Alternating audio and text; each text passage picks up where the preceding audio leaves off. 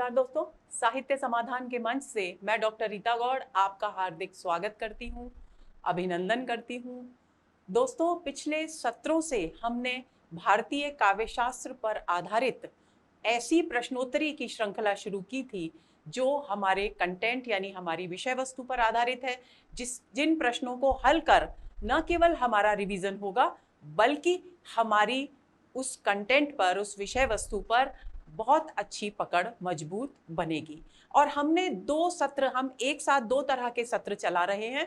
एक तो हम नेट जेआरएफ के पाठ्यक्रम में लगी हुई जो रचनाएं हैं, जिनके लिए बच्चे बार बार आग्रह कर रहे थे, उन पर आधारित एक सत्र चलाया जा रहा है और एक सत्र हर हफ्ते भारतीय काव्यशास्त्र पर चलेगा। कुछ बच्चों ने कमेंट्स किए कि मैम काव्यशास्त्र क्यों बंद कर दी, काव्यशास्त्र की प्रश्नोत्तरी। ऐसा नहीं है, बंद कुछ भी नहीं हुआ है, सिर्फ आधा आधा कर दिया गया है, 50-50 कर दिया गया है, ताकि काव्यशास्त्र भी चलता रहे और रचनाएं भी चलती रहें। दूसरी बात ये कि एक रस्ता आ जाती है यदि हम किसी भी एक विषय वस्तु को लगातार पढ़ते हैं। तो आज के सत्र में दोस्तों ये तीसरा सत्र है काव्यशास्त्र पर आधारित प्रश्नोत्तरी का, और आज के सत्र में हम रस सिद्धांत पर यानी रस पर बात करने वाले हैं, उस पर आधारित प्रश्नोत्तरी करने वाले हैं।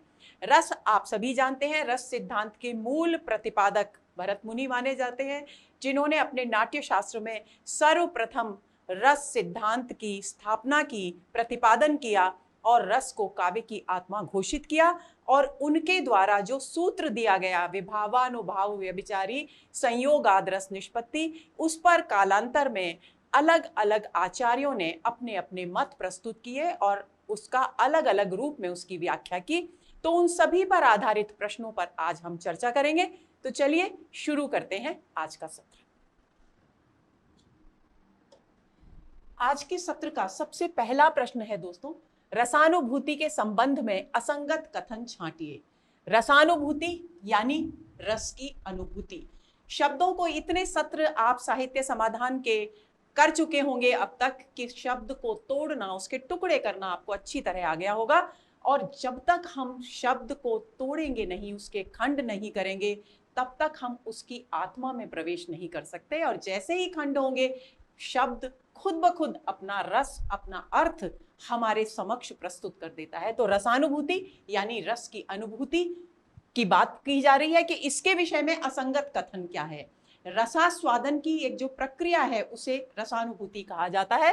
पहला विकल्प है रसानुभूति में तमोगुण और रजोगुण की प्रधानता होती है। दूसरा है रसानुभूति में चित्त पूर्णतः तन्मय और आत्मलीन हो जाता है, अपना पराया, देश काल के बंधन आदि लुप्त हो जाते हैं। तीसरा, रसानुभूति सहृदय की निजी आत्मस्थ अनुभूति है और वह जिस रूप में होती है उससे भिन्न वह किसी अन्य प्रकार की नहीं है। चौथा है रसानुभूति सत्वोद्रेक की स्थिति है। हमें क्या छांटना है? हमें छांटना है असंगत कथन, यानी रसानुभूति के विषय में जो कथन गलत है वही हमें यहाँ छांटना है। तो दोस्तों, ए विकल्प इस प्रश्न का सही उत्तर है, क्योंकि रसानुभूति के विषय में ये असंगत कथन है।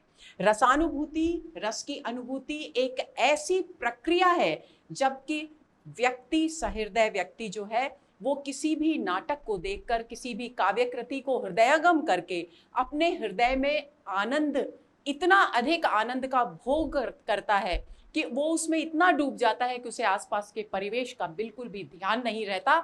और ये अवस्था तभी आती है जब वो अपने पराये के भेद से ऊपर उठ जाता है, यानी उसके हृदय में सात्विक भावनाओं का उद्रेक होता है, उदय होता है। यानी तमोगुण तामसी वृत्तियां और रजोगुण राजसी वृत्तियां जो है, उनकी प्रधानता रसानुभूति में जब तक रहेगी तब तक अपने पराये का भेदभाव भी रहेगा।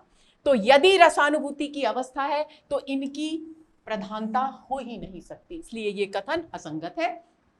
अन्य तीन कथनों को भी एक बार छोटा छोटा समझ लेते हैं। रसानुभूति में चित्त पूर्णतः तन्मय हो जाता है, यानी जो आनंद प्राप्त हो रहा है उस आनंद, तन्मय शब्द तत्मय यानी जो कुछ सामने देखा जा रहा है या पढ़ा जा रहा है उसी में लीन हो जाता है और आत्मलीन। और क्योंकि आनंद का उद्रेक कहाँ होता है? हृदय में होता है, इसलिए उस हृदय में डूब जाता है, उस हृदय के आनंद में डूब जाता है। अपना पराया देश काल के बंधन यानी आसपास के परिवेश को वो उस क्षण विशेष के लिए भूल जाता है। रसानुभूति सहृदय की निजी आत्मस्थ अनुभूति है, यानी आत्मा से आत्मा में आनंद की अनुभूति करता है, और वो जिस रूप में होती है उससे भिन्न वह किसी अन्य प्रकार की नहीं है। ये कथन रस के विषय में, रसानुभूति के विषय में बहुत महत्वपूर्ण है। इसे मैं समझती हूं कि एक बार फिर से इसको स्पष्ट कर देना चाहिए। देखिए, इसका कहने का अभिप्राय यह है कि रसानुभूति अपने आप में इतनी विशिष्ट एवं अनुपम अनुभूति है कि उसकी तुलना ब्रह्मानंद के अतिरिक्त अन्य किसी आनंद से की ही नहीं जा सकती। किसी भी प्रकार का कोई भी सांसारिक आनंद उसके तुल्य है ही नहीं, उसकी तुलना की ही नहीं जा सकती सांसारिक आनंद से। तो इसलिए यह कहा जाता है कि वह जिस रूप में होती है उससे भिन्न वह किसी अन्य प्रकार की नहीं है, यानी उसकी तुलना किसी से संभव नहीं है। रसानुभूति सत्वोद्रेक की स्थिति है, यानी सात्विक भावनाएं जब उत्पन्न होती हैं, यानी तमोगुण और रजोगुण जब समाप्त हो जाता है सत्व का उद्रेक होगा।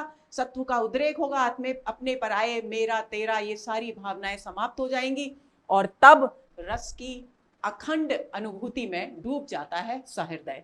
तो ए विकल्प इस प्रश्न का सही उत्तर है।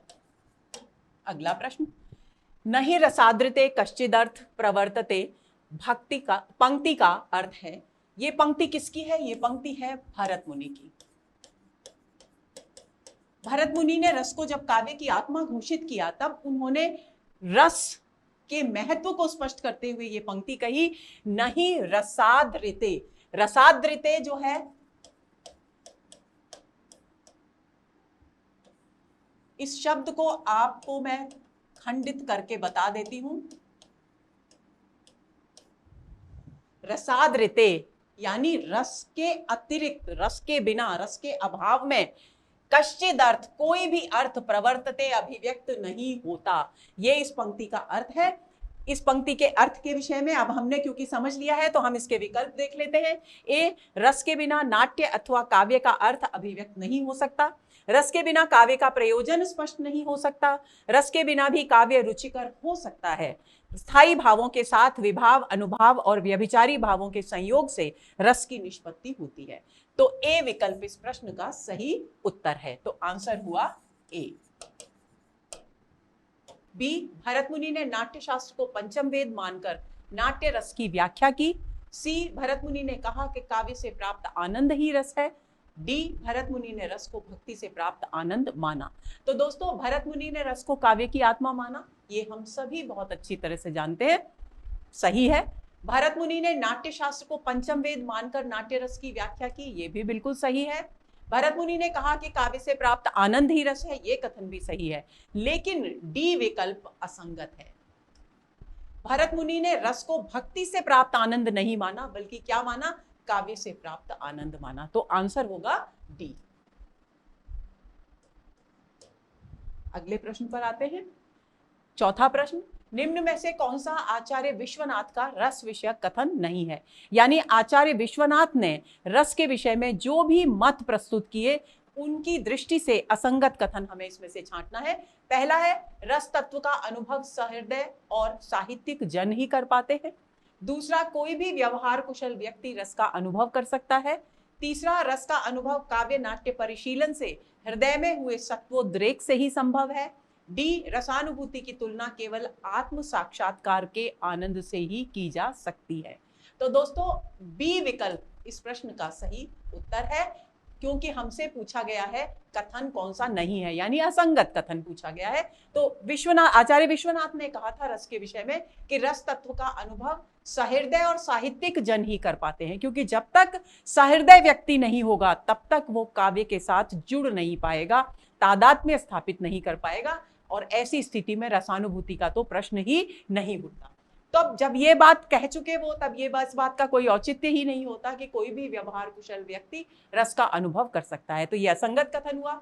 रस का अनुभव काव्य नाट्य परिशीलन से हृदय में हुए सत्वोद्रेक से ही संभव है। सत्व के उद्रेक की बात अभी हम कर चुके हैं।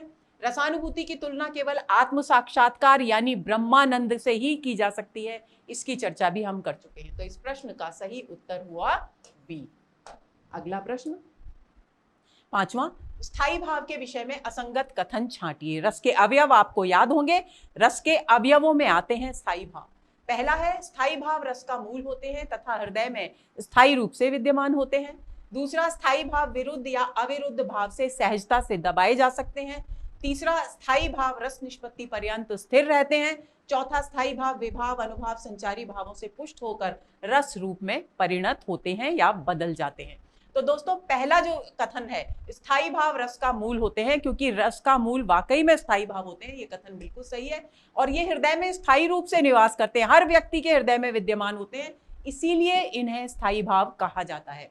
स्थायी भाव विरुद्ध या अविरुद्ध भाव से सहजता से दबाए जा सकते हैं, ये असंगत कथन है, ये गलत है, क्योंकि स्थायी भाव जब जागृत होते हैं तब किसी भी विरोधी या अविरोधी भाव से उनको दबाया नहीं जा सकता। वे तब तक विद्यमान रहते हैं जबकि रस दशा को प्राप्त नहीं हो जाते, यानी रस की निष्पत्ति नहीं हो जाती। स्थायी भाव रस निष्पत्ति पर्यंत यानी तक स्थिर रहते हैं। स्थायी भाव विभाव अनुभाव संचारी भावों से पुष्ट होकर रस रूप में प्राप्त बदल जाते हैं। तो ये तीन कथन ए, सी और डी बिल्कुल सही है। असंगत कथन है बी, तो आंसर हुआ बी। अगला प्रश्न, निम्नलिखित रस और उसके स्थायी भाव का असुमेलित विकल्प छांटिए। वीर उत्साह, शांत शम या निर्वेद, सी वीभत्स विस्मय, डी करुण शोक। तो दोस्तों, वीर रस का स्थायी भाव उत्साह है, बिल्कुल सही है। शांत रस का शम या निर्वेद स्थायी भाव माना गया है, यह भी सही है। लेकिन वीभत्स रस का स्थायी भाव विस्मय नहीं है। वीभत्स रस का स्थायी भाव है जुगुप्सा। और विस्मय किसका है? अद्भुत रस का स्थायी भाव है विस्मय। करुण रस का शोक है, यह भी सही है। यानी असुमेलित विकल्प कौन सा हुआ? सी। तो आंसर होगा हमारा सी। अगला प्रश्न, रस और उसके उद्भावक के विषय में असुमेलित विकल्प छांटिए। भक्ति रस रूप गोस्वामी, शांत रस अभिनव गुप्त, सी वात्सल्य रस विश्वनाथ और करुण रस उद्भट। तो दोस्तों, हम अच्छी तरह से जानते हैं, आपको भी ध्यान में रहना चाहिए कि भरत मुनि ने जब रस सिद्धांत का विश्लेषण किया, प्रतिपादन किया, तो उन्होंने 8 रसों की चर्चा की। बाद में रस 9 हो गए और वर्तमान में रसों की संख्या 11 मानी जाती है। तो समय समय पर किस आचार्य ने कौन से रस को जोड़ा, इसके विषय में यह कथन है। तो भक्ति रस रूप गोस्वामी के द्वारा जोड़ा गया, यह बिल्कुल सही है। शांत रस अभिनव गुप्त के द्वारा जोड़ा गया, यह भी बिल्कुल सही है। वात्सल्य रस विश्वनाथ के द्वारा जोड़ा गया, यह भी सही है। लेकिन करुण रस उद्भट के द्वारा नहीं जोड़ा गया, क्योंकि करुण रस, जिन 8 रसों की चर्चा भरत मुनि ने की थी, उसमें करुण रस पहले से ही शामिल था। तो असुमेलित विकल्प हुआ डी, यानी आंसर इस प्रश्न का होगा डी। अगले प्रश्न पर आते हैं। विभाव के विषय में निम्नलिखित में से असंगत कथन छांटिए।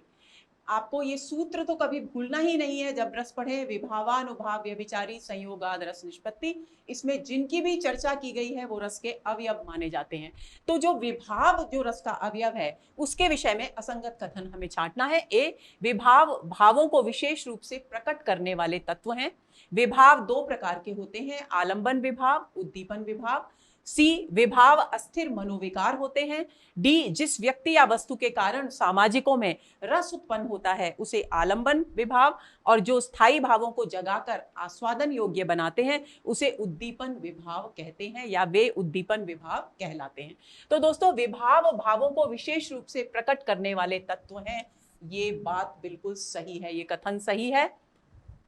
इस राइट को इधर लगाते हैं जिससे कि आप कंफ्यूज ना हो। विभाव 2 प्रकार के होते हैं, आलंबन विभाव, उद्दीपन विभाव, ये भी बिल्कुल सही है। विभाव अस्थिर मनोविकार होते हैं, ये कथन गलत है, क्योंकि अस्थिर मनोविकार होते हैं संचारी भाव, विभाव नहीं। विभाव स्थायी भावों को जगाने के कारण होते हैं। जिस व्यक्ति या वस्तु के कारण सामाजिक यानी सहृदय व्यक्तियों में रस उत्पन्न होता है उसे आलंबन विभाव कहते हैं, और जो स्थायी भावों को जगाकर, जो विशेष तत्व स्थायी भावों को जगाकर आस्वादन के योग्य बनाते हैं उन्हें उद्दीपन विभाव कहते हैं। ये कथन भी बिल्कुल सही है। तो असंगत कथन हमारा हुआ सी, विभाव अस्थिर मनोविकार होते हैं। तो आंसर होगा हमारा सी। अगले प्रश्न पर आते हैं। उद्दीपन विभाव के विषय में असंगत कथन है। ये विभाव रति आदि स्थायी भावों को उद्दीप्त कर उन्हें आस्वादन योग्य बनाते हैं। उद्दीपन विभाव के 2 भेद माने गए हैं, आलंबनगत बाह्य चेष्टाएं और बाह्य वातावरण। उद्दीपन विभाव संचरणशील होते हैं। उद्दीपन विभाव के दो भेदों में से एक है। तो ये विभाव रति आदि स्थायी भावों को उद्दीप्त करके आस्वादन योग्य बनाते हैं। कथन बिल्कुल सही है। उद्दीपन विभाव के दो भेद माने गए हैं, आलंबनगत बाह्य चेष्टाएं, यानी आलंबन जिसको देखकर आश्रय के हृदय में भाव प्रेम का या क्रोध का भाव उत्पन्न हो रहा है, वो आश्रय है। और विषय क्या हुआ? आलंबन, जिसके कारण वो भाव उत्पन्न हो रहा है। तो आलंबन की जो चेष्टाएं हैं जिनके कारण श्रृंगार का या क्रोध का भाव उत्पन्न हो रहा है, वो बाह्य चेष्टाएं एक तो आलंबन उद्दीपन विभाव में आती हैं। और बाहरी वातावरण यदि क्रोध के अनुकूल सारी परिस्थितियां हैं तो वो बाह्य वातावरण, जैसे परशुराम जब क्रोध करते हैं श्री राम पर तो धनुष के टूटना, वो सब जो बाह्य परिवेश है जो उनके क्रोध को जगा रहा है, वो सारा बाह्य वातावरण में आएगा। तो ये कथन बिल्कुल सही है। उद्दीपन विभाव संचरणशील होते हैं, ये कथन बिल्कुल गलत है। उद्दीपन विभाव संचरणशील नहीं होते, बल्कि ये स्थायी भावों को जगाने के कारक होते हैं। उद्दीपन विभाव के जो दो भाव हैं, जो भेद हैं, उनमें से एक आलंबन विभाव है और एक उद्दीपन विभाव है। ये कथन भी बिल्कुल सही है। तो इस प्रश्न का सही उत्तर होगा सी। आंसर होगा सी। अगले प्रश्न पर आते हैं। अनुभाव किसे कहते हैं? रति आदि स्थायी भावों के बाद उत्पन्न होने वाले भाव। संचरणशील भाव, अनुभाव स्थायी भाव होते हैं, या इनमें से कोई नहीं। तो दोस्तों अनुभाव, अनु उपसर्ग जब लग जाता है तो अनु का अर्थ होता है पीछे, यानी भावों के बाद जो भाव उत्पन्न हो वो अनुभाव कहलाते हैं। उस तरीके से याद रखेंगे तो रति आदि जो स्थायी भाव हैं वो जब विभावों के द्वारा जगा दिए जाते हैं और उसके बाद जो भाव उत्पन्न होते हैं उन्हें अनुभाव कहा जाता है। तो यानी ए कथन इस प्रश्न का सही उत्तर है। आंसर होगा ए। अगला प्रश्न। अनुभाव के दो भेद हैं, कौन कौन से हैं? आलंबन और उद्दीपन, स्थायी भाव और संचारी भाव, यत्नज और अयत्नज या उपर्युक्त सभी। तो अनुभाव के जो दो भेद माने गए हैं वो है सी, यत्नज और अयत्नज। एक तो यत्नज जो प्रयत्न पूर्वक जागृत होते हैं, यत्न से उत्पन्न।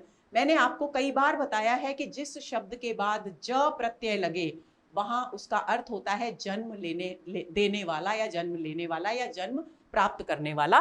तो यत्न से जो उत्पन्न होता है वो यत्नज, और अयत्नज बिना प्रयत्न के अपने आप स्वाभाविक रूप से जो जन्म लेता है वो अयत्नज। तो अनुभाव के दो भेद माने गए हैं, यत्नज अनुभाव और अयत्नज अनुभाव। तो आंसर होगा सी। अगला प्रश्न। अब यत्नज अनुभाव है आंगिक और मानसिक, आंगिक और वाचिक, वाचिक और आहार्य, आंगिक, मानसिक, वाचिक और आहार्य। तो 5 अनुभाव कुल मिलाकर 5 हैं और उनमें से जो यत्नज अनुभाव है वो है 4, आंगिक, मानसिक, वाचिक और आहार्य। आंगिक शरीर की जो चेष्टाएं हैं वो प्रयत्न पूर्वक करते हैं, हम हाथ हिलाने के लिए भी प्रयत्न करते हैं। मानसिक जो हृदय में व्याकुलता आदि उत्पन्न होते हैं भाव, वो सब मानसिक अनुभाव है। वाचिक वाणी मधुर या कठोर होती है, वो वाचिक अनुभाव है। और आहार्य जिस आलंबन की जो वेशभूषा है, जो साज सज्जा है, जो आभूषण उसने धारण कर रखे हैं, वो सब आहार्य के अंतर्गत आते हैं। और हम इन्हें भी प्रयत्न पूर्वक अपने आप को तैयार करते हैं, सजाते हैं, आभूषण और वस्त्र आदि धारण करते हैं। तो ये सब यत्न पूर्वक किया गया कार्य है। तो ये सब यत्नज अनुभाव है। तो आंसर हुआ डी। अगला प्रश्न। सात्विक अनुभाव से संबंधित सही विकल्प का चयन कीजिए। सात्विक अनुभाव यत्नज अनुभाव है। सात्विक अनुभाव का उदय होने पर व्यक्ति को सत्य का ज्ञान हो जाता है। सात्विक अनुभाव 8 माने गए हैं। स्तंभ, स्वेद, रोमांच, स्वरभंग, वेपथु, वैवर्ण्य, अश्रु और प्रलय सात्विक अनुभाव हैं। तो दोस्तों सात्विक अनुभाव यत्नज अनुभाव है, ये कथन गलत है। कैसे अनुभाव है? अयत्नज। क्योंकि यत्नज अनुभाव कौन से हैं उनकी चर्चा हम कर चुके पिछले प्रश्न में। अयत्नज अनुभाव केवल एक ही है और वो है सात्विक। और सात्विक अनुभाव के अंतर्गत उनके 8 प्रकार के अनुभाव आते हैं, 8 प्रकार के भेद माने गए हैं। तो ये कथन बिल्कुल गलत है। सात्विक अनुभाव का उदय होने पर व्यक्ति को सत्य का ज्ञान होता है, नहीं, ये भी कथन बिल्कुल गलत है। सत्य का ज्ञान नहीं होता बल्कि रसानुभूति होती है, रस का आनंद प्राप्त होता है सात्विक अनुभाव के उदित होने पर। सात्विक अनुभव 8 माने गए हैं, ये बिल्कुल सही है। और ये 8 सात्विक अनुभाव हैं। स्तंभ यानी किसी भी दृश्य को देखकर एकदम स्थिर खड़े रह जाएं एकदम झटके से, वो स्तंभ है। स्वेद यानी पसीना आना, रोमांच यानी अंदर कोई भी प्रकार का उत्साह उत्पन्न होना, स्वरभंग इतना ज्यादा उत्साह उत्पन्न हो जाए कि आवाज का कांपना, वेपथु यानी शरीर का कांपना, वैवर्णिश चेहरे का पीला पड़ना, अश्रु आंसू आना, और प्रलय यानी इतना भयंकर झटका लगे, आघात लगे कि मूर्छित हो जाना, चेतना शून्य हो जाना, ये सब प्रलय है। तो ये सब सात्विक हैं, इनको हम प्रयत्न पूर्वक नहीं कर सकते किसी भी प्रकार से, तो ये सात्विक अनुभाव हैं।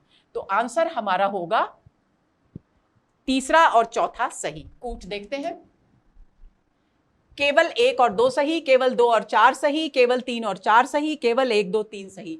तो सी विकल्प इस प्रश्न का सही उत्तर है। अगला प्रश्न, संचारी भाव है, संचरणशील होने वाले अस्थिर मनोविकार जो कुल 33 माने गए हैं, स्थायी भावों के सहकारी कारक जो उन्हें रसावस्था तक ले जाते हैं, संचारी भावों को व्यभिचारी भाव भी कहा जाता है, उपर्युक्त सभी। तो संचारी भावों के विषय में दोस्तों ये तीनों कथन बिल्कुल सही हैं, तो इस प्रश्न का सही उत्तर होगा उपर्युक्त सभी। तो आंसर होगा डी। अगला प्रश्न, निम्नलिखित संचारी भावों को उनके संबंधित अर्थ के साथ सुमेलित कीजिए। ये खास तौर पर यह प्रश्न इसलिए बनाया गया है और इसमें बहुत सारे वे संचारी भाव शामिल कर लिए गए हैं जिनके अर्थ को समझने में हमें अक्सर दिक्कत होती है। तो इस बात को बहुत अच्छी तरह से इस प्रश्न को समझेंगे। यहां है असूया, व्रीड़ा, अपस्मार, अमर्ष, अभित्था, विबोध और वितर्क।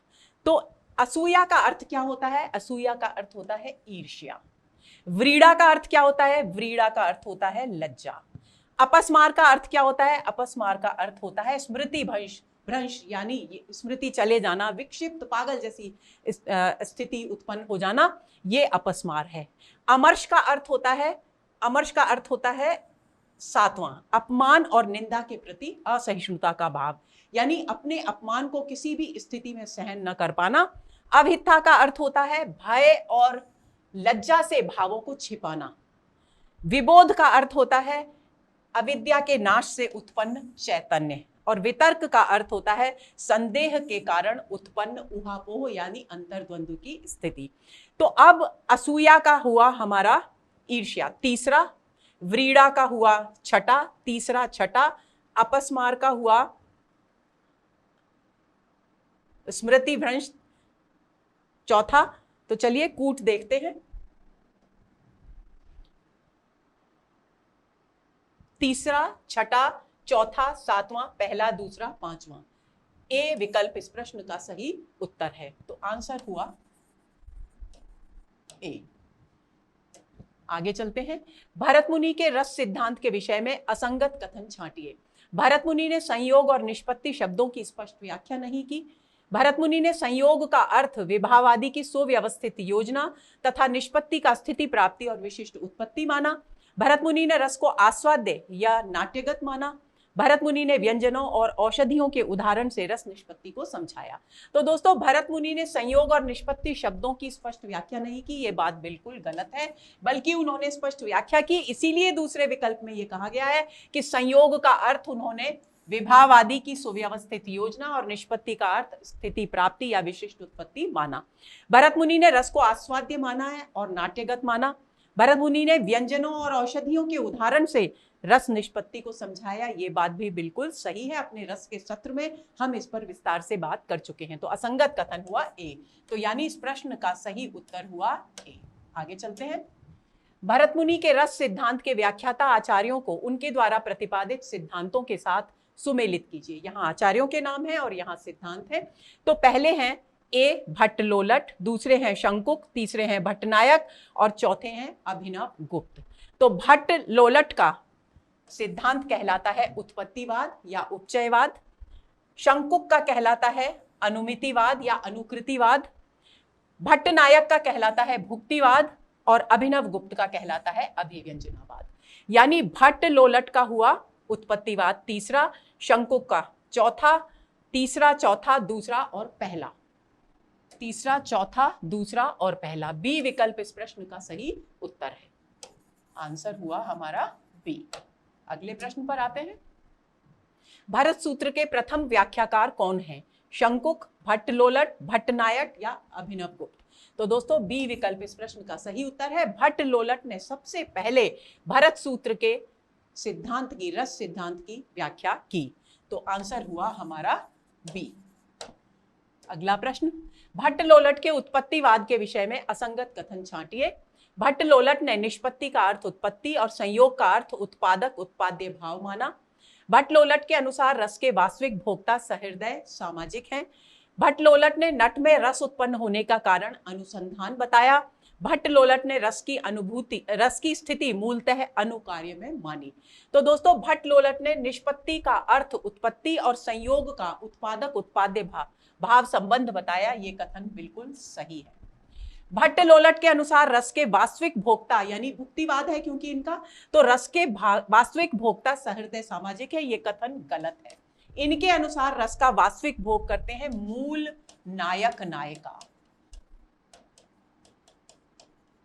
मूल नायक नायिका, जिसके लिए इन्होंने शब्द इस्तेमाल किया है अनुकार्य। यानी यदि शकुंतला और दुष्यंत के नाटक को मंचित किया जा रहा है तो मूल नायक नायिका हुए शकुंतला और दुष्यंत, और उसका अभिनय करने वाले हुए वो अभिनेता जो मंच पर उसे प्रस्तुत कर रहे हैं, जिन्हें उस समय नट और नटी कह करके पुकारा जाता था। तो इन्होंने कहा है कि भट्ट लोलट ने कि रस का वास्तविक जो भोक्ता है वो मूल नायक नायिका होते हैं। तो सहृदय सामाजिक की बात इन्होंने नहीं की। तो ये कथन गलत है, बाकी कथन बिल्कुल सही है। तो असंगत कथन हुआ बी। तो आंसर होगा हमारा बी। अगला प्रश्न, शंकुक के मत के विषय में असंगत कथन है। शंकुक ने रस की स्थिति नाटक में मानी। शंकुक के अनुसार स्थायी भाव मूलतः रामादि अनुकार्य में होता है, किंतु रस की निष्पत्ति में नट नटी का विशेष योगदान होता है। शंकुक ने निष्पत्ति का अर्थ अनुकृति या अनुमिति माना। शंकुक ने संयोग का अर्थ अनुमापक, अनुमाप्य या गम्य गमक संबंध माना। तो दोस्तों असंगत कथन है ए, क्योंकि शंकुक ने रस की स्थिति नाटक में नहीं मानी। शंकुक ने रस की स्थिति मूल नायक नायिका में मानी। तो इसलिए ये कथन गलत है। तो यही इसका आंसर है। आंसर होगा ए। दूसरे बिंदु पर बात करते हैं। शंकुक ने स्थायी भाव मूलतः रामादि अनुकार्य, क्योंकि अगर राम और सीता का जो दृश्य है वो मंचित किया जा रहा है तो मूल अनुकार्य कौन हुए? राम आदि पात्र हुए। तो रस कहाँ, स्थायी भाव कहाँ होता है? राम आदि मूल पात्रों में। शकुंतला और दुष्यंत का नाटक है तो शकुंतला और दुष्यंत आदि में होगा। और रस की निष्पत्ति में, लेकिन जब रस की निष्पत्ति होती है तो नट और नटी यानी जो अभिनेता और अभिनेत्री हैं वो विशेष योगदान देते हैं अपने अभिनय के द्वारा। शंकुक ने निष्पत्ति का अर्थ अनुकृति माना, अनुकृति या अनुमिति माना। तो देखिए इन दोनों शब्दों को बहुत ध्यान से आपको समझने की जरूरत है। हालांकि हम पहले इस पर बात कर चुके हैं, फिर भी एक बार दोहरा लेते हैं। अनुकृति कौन करता है? यानी अनुकरण करने वाला। अनुकरण किसका किया जाता है? मूल राम आदि या शकुंतला दुष्यंत आदि पात्रों का। तो अनुकरण करने वाला कौन है? नट और नटी। अनुकरण करता है नट और नटी। और नट और नटी को देखकर, उसके अनुकरण को देखकर उसमें मूल शकुंतला और दुष्यंत होने का अनुमान कौन लगाता है? सहृदय सामाजिक। तो अनुमान लगाने का कार्य है सहृदय सामाजिक का। तो अनुमितिवाद इसलिए कहा गया क्योंकि उन्होंने कहा कि सहृदय सामाजिक नट और नटी में मूल पात्रों के होने का अनुमान लगाता है। और अनुकृतिवाद या अनुकरणवाद इसलिए कहा गया क्योंकि नट मूल नायक नायिका का अनुकरण कर वैसा ही अभिनय मंच पर प्रस्तुत करता है। शंकुक ने संयोग का अर्थ अनुमापक, अनुमाप्य या गम्य गमक संबंध माना। अनुमापक का अर्थ हुआ विभाव आदि जिनके कारण रस स्थायी भाव जागृत होते हैं, और अनुमाप्य का अर्थ हुआ रस। इसको आप सीधे सीधे समझ लेंगे। तो अनुमापक जैसे जो गमक है वहां ये हुआ विभाव और ये हुआ रस। तो इनके आपसी संबंध को इन्होंने माना। तो इस प्रश्न का सही उत्तर हुआ ए। आगे चलें। शंकुक के सिद्धांत का आधार है सांख्य दर्शन, न्याय दर्शन, भक्ति दर्शन या चारवाक दर्शन। तो दोस्तों बी विकल्प इस प्रश्न का सही उत्तर है। न्याय दर्शन है क्योंकि उन्होंने चित्र तुरंग न्याय, इसको आप कंठस्थ कर लीजिए, चित्र तुरंग न्याय के द्वारा अपने अनुमितिवाद के सिद्धांत को स्पष्ट करने की कोशिश की, इसको समझाने की कोशिश की। चित्र तुरंग न्याय क्या है? चित्र तुरंग न्याय ये है कि जब हम किसी भागते हुए घोड़े को चित्र में देखते हैं, तुरंग मतलब घोड़ा और चित्र यानी घोड़े का, भागते हुए घोड़े का चित्र, उसको देखकर हम अनुमान लगा लेते हैं, क्योंकि उसके जो हाव भाव होते हैं, पैर आगे उठा हुआ है, उसके चेहरे का जो भाव है वो अलग है, उसकी पूंछ की स्थिति अलग है, तो भागने का अनुमान हम चित्र को देखकर लगा लेते हैं। जो जिस तरह से हम चित्र में भागते हुए घोड़े को देखकर, जबकि वो वास्तविक नहीं है, अनुमान लगाकर उसके भागने का अनुमान करते हैं, उसी तरह से जो सहृदय सामाजिक है वो नट और नटी में मूल नायक नायिका का अनुमान लगा करके क्या करते हैं, रस का आस्वादन करते हैं। तो इसलिए चित्र तुरंग न्याय, जो कि न्याय दर्शन के अंतर्गत आता है, उसके आधार पर इन्होंने अपने सिद्धांत को स्थापित किया। तो इस प्रश्न का सही उत्तर हुआ बी। अगला, भट्ट नायक के अनुसार रस की डैश होती है। रिक्त स्थान के लिए निम्नलिखित में से उपयुक्त शब्द है प्रतीति, उत्पत्ति, भुक्ति या अभिव्यक्ति। तो दोस्तों, भट्ट नायक के अनुसार रस की भुक्ति होती है, तो भुक्ति यहां पर आएगा, तो आंसर हुआ हमारा सी। भट्ट नायक के अनुसार संयोग शब्द का क्या अर्थ है? अनुमापक अनुमाप्य संबंध, विभावादि का सुव्यवस्थित संयोजन या संबंध, या भावक भाव्य संबंध। तो ये तो अनुमापक अनुमाप्य संबंध किससे जुड़े हुए हैं? अनुमितिवाद से जुड़े हुए हैं। विभावादि का सुव्यवस्थित संयोजन, भरत मुनि ने मूलतः संबंध और इनकी चर्चा की थी। भावक भाव्य संबंध जो है भट्ट नायक के संयोग शब्द का अर्थ है, तो इसका उत्तर हुआ डी, आंसर होगा डी।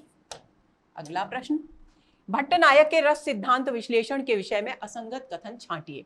पहला, रस निष्पत्ति का अर्थ विभावादि के भाव्यमान होने पर रस की भुक्ति करना है। दूसरा, भट्ट नायक ने साधारणीकरण की अवधारणा अभिनव गुप्त से ग्रहण की। तीसरा है, भट्ट नायक ने अपने मत की पुष्टि के लिए अभिधा, भावकत्व, भोजकत्व तीन व्यापारों की कल्पना की।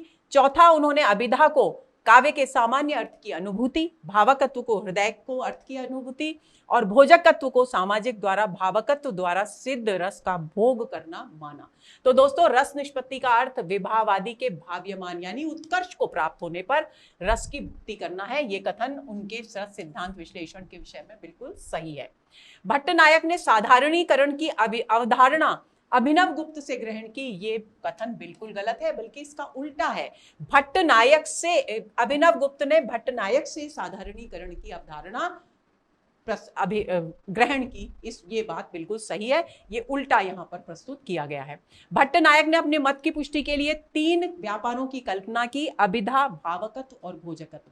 अभिधा यानी सीधे सीधे हमने कोई बात की, जो शब्द शक्ति में भी हम देखते हैं। अभिधा का अर्थ है सीधा अर्थ ग्रहण करना। भावकत्व यानी हृदय में अनुभव करना, उस कहे गई बात को हृदय से उसके अर्थ की प्रतीति करना। और भोजकत्व, उससे प्राप्त जो रस है उसका भोग करना। तो तीन प्रकार के व्यापार किए। तो ए, सी और डी ये तीनों विकल्प सही है। असंगत कथन है बी, तो आंसर इस प्रश्न का होगा बी। अगला प्रश्न, अभिनव गुप्त के रस सिद्धांत विश्लेषण के विषय में असत्य कथन है। अभिनव गुप्त ने निष्पत्ति का अर्थ विशिष्ट उत्पत्ति माना। अभिनव गुप्त ने संयोग का अर्थ व्यंग्य व्यंजक संबंध माना। अभिनव गुप्त ने सर्वप्रथम रस की वस्तुपरक व्याख्या को नकार कर आत्मगत व्याख्या की। अभिनव गुप्त ने समष्टिगत रस की मौलिक परिकल्पना प्रस्तुत की। तो दोस्तों, अभिनव गुप्त ने जो रस सिद्धांत का, भरत मुनि के रस सूत्र का जो विश्लेषण प्रस्तुत किया, उसके विषय में हमें असत्य कथन छांटना है। तो पहला है, अभिनव गुप्त ने निष्पत्ति का अर्थ विशिष्ट उत्पत्ति माना। यही गलत है, असंगत है, क्योंकि उन्होंने अभिव्यक्ति माना। अभिनव गुप्त ने संयोग का अर्थ व्यंग्य व्यंजक संबंध माना। यह सही है बिल्कुल। सर्वप्रथम रस की वस्तुपरक व्याख्या को नकार कर आत्मगत व्याख्या प्रस्तुत की, ये बात भी बिल्कुल सही है। और अभिनव गुप्त ने समष्टिगत रस की मौलिक परिकल्पना प्रस्तुत की, ये भी कथन बिल्कुल सही है। तो इस प्रश्न का सही उत्तर होगा ए। अगला प्रश्न, भट्ट नायक का साधारणीकरण की अवधारणा, भट्ट नायक की होना चाहिए दोस्तों यहाँ पर। भट्ट नायक की साधारणीकरण की अवधारणा के विषय में सत्य कथन है। साधारणीकरण भावकत्व व्यापार का प्राण है। साधारणीकरण विभावादि का होता है। साधारणीकरण रसास्वाद से पूर्व की प्रक्रिया है, जो रसावयवों को वैशिष्ट्य से युक्त कर आस्वाद्य बनाती है, उपर्युक्त सभी। तो दोस्तों साधारणीकरण की जो अवधारणा भट्टनायक ने प्रस्तुत की थी, उसमें सबसे पहले उन्होंने जो 3 व्यापार बताए थे, उनमें जो दूसरे नंबर का व्यापार था वो था भावकत्व व्यापार। भावकत्व यानी हृदय में अर्थ की प्रतीति होना। तो उस भावकत्व व्यापार की प्रक्रिया की जो आत्मा है वो प्रक्रिया साधारणीकरण पर निर्भर होती है, ऐसा भट्टनायक ने माना। बिल्कुल सही है। साधारणीकरण किसका होता है? विभाव आदि का साधारणीकरण होता है, यह भी बिल्कुल सही है। साधारणीकरण रसास्वादन से पहले की प्रक्रिया है, क्योंकि पहले तो हृदय में भाव को अनुभव किया जाएगा, उसकी उत्पत्ति होगी, फिर उसके बाद भुक्ति होगी। तो रसास्वादन की प्रक्रिया यानी भुक्ति उससे पहले की प्रक्रिया है, यह कथन भी बिल्कुल सही है। रसावयवों को वैशिष्ट्य से मुक्त कर आस्वाद्य बनाती है। जब तक विशिष्टता बनी रहेगी तब तक साधारणीकरण कैसे होगा? तो इसलिए ये तीनों कथन बिल्कुल सही है। तो डी विकल्प इस प्रश्न का सही उत्तर है। तो आंसर हुआ हमारा डी। अगला प्रश्न, अभिनव गुप्त ने साधारणीकरण की व्याख्या में निम्न में से क्या नहीं कहा? विभावादि साधारणीकृत होकर अपनी विशिष्टता का परित्याग करते हैं, ये बात भट्टनायक ने भी कही। तो ये बात बिल्कुल सही है कि किसका साधारणीकरण होता है? विभावादि जो साधारण विशिष्टता को छोड़ देते हैं और साधारणीकृत रूप में सामने आते हैं। सहृदय के साधारणीकरण के साथ उसके भीतर संस्कार रूप में जो विद्यमान होता है स्थायी भाव, उसका भी साधारणीकरण होता है। ध्यान देंगे, विभावादि का भी साधारणीकरण होता है क्योंकि वो भी अपनी विशिष्टता त्याग देते हैं। स्थायी भाव का भी साधारणीकरण होता है क्योंकि वो भी अपनी विशिष्टता त्याग देता है। विशिष्टता त्यागने की प्रक्रिया साधारणीकरण है, क्योंकि साधारण का विलोम शब्द क्या है? विशिष्ट। तो जब तक विशिष्ट त्यागा नहीं जाएगा तब तक साधारणीकरण होगा नहीं। विभावादि के साधारणीकरण की प्रक्रिया में नायक नायिका की विशिष्टता बनी रहती है, ये कथन उन्होंने नहीं कहा, क्योंकि अगर नायक नायिका की विशिष्टता बनी रहेगी तो साधारणीकरण की प्रक्रिया होगी ही नहीं। क्योंकि नायक नायिका जब साधारणीकृत हो जाएंगे, जब हम अभिनेता और अभिनेत्री में ही राम और सीता को देखेंगे, महसूस करेंगे और फिर उन्हें राम और सीता की विशिष्टता के पद से हटाकर साधारण नायक नायिका के रूप में ग्रहण करेंगे, तभी हम उन्हें आत्मसात कर पाएंगे, उनके साथ अपना तादात्म्य यानी साधारणीकरण कर पाएंगे। तो ये नायक नायिका की विशिष्टता नहीं बनी रहती, ये बात अभिनव गुप्त ने नहीं कही। साधारणीकरण के कारण लौकिक जगत में विद्यमान ममत्व, परत्व, ममत्व यानी मेरा, परत्व यानी पराया, ताटस्थ्य यानी मैं तटस्थ हूं, संबंध, जितने भी संबंध है सांसारिक, वो सब तिरोहित हो जाते हैं। पहले भी हमने कहा सत्वोद्रेक की स्थिति में ये सब गायब होता है। तो सत्वोद्रेक जब तक नहीं होगा तब तक लौकिक जगत की स्थितियों को भूलकर व्यक्ति उसमें साधारणीकरण नहीं कर पाएगा। तो ये बात होना जरूरी है। और सहृदय लौकिक सुख दुख से ऊपर उठकर विलक्षण आनंद का अधिकारी बन जाता है, क्योंकि रसानुभूति, रसोद्रेक की स्थिति, रस की भुक्ति की तुलना, रस से प्राप्त आनंद की तुलना केवल किससे की जा सकती है? ब्रह्म से, के दर्शन से, ब्रह्म के साक्षात्कार से प्राप्त आनंद से। तो इस प्रश्न का सही उत्तर होगा सी, क्योंकि ऐसा अभिनव गुप्त ने नहीं कहा, यह असंगत कथन है। आगे चलें। किस आचार्य ने साधारणीकरण के स्थान पर परित्यक्त विशेष शब्द का प्रयोग किया? बहुत ही महत्वपूर्ण प्रश्न है। विकल्प है धनंजय, विश्वनाथ, अभिनव गुप्त या पंडित राज जगन्नाथ। तो दोस्तों धनंजय जो थे उन्होंने साधारणीकरण शब्द के स्थान पर परित्यक्त विशेष शब्द का इस्तेमाल किया। इस बात को आपको भूलना नहीं है। क्यों परित्यक्त विशेष? क्योंकि विशिष्टता का परित्याग कर रहे हैं नायक नायिका, इसलिए परित्यक्त विशेष शब्द का इस्तेमाल यहां पर उन्होंने किया। आंसर हुआ ए। आगे चलें। आचार्य शुक्ल के अनुसार साधारणीकरण किसका होता है? बार बार परीक्षाओं में पूछा जाता है, बहुत ही महत्वपूर्ण प्रश्न है। अनुकार्य का, सहृदय का, आलंबनत्व धर्म का या समस्त कार्य व्यापार का? तो सी विकल्प इस प्रश्न का सही उत्तर है। आचार्य शुक्ल ने कहा कि साधारणीकरण आलंबनत्व धर्म का यानी आलंबन के आलंबनत्व धर्म का होता है, यानी आंसर हुआ इसका सी। अगले प्रश्न पर आते हैं। निम्नलिखित में से किस विद्वान ने साधारणीकरण कवि की अनुभूति को माना? अनुभूति का माना? आचार्य रामचंद्र शुक्ल, पंडित राज जगन्नाथ, आचार्य विश्वनाथ या डॉक्टर नगेंद्र? तो दोस्तों डी विकल्प इस प्रश्न का सही उत्तर है। डॉक्टर नगेंद्र ने कहा कि साधारणीकरण कवि की अनुभूतियों का होता है।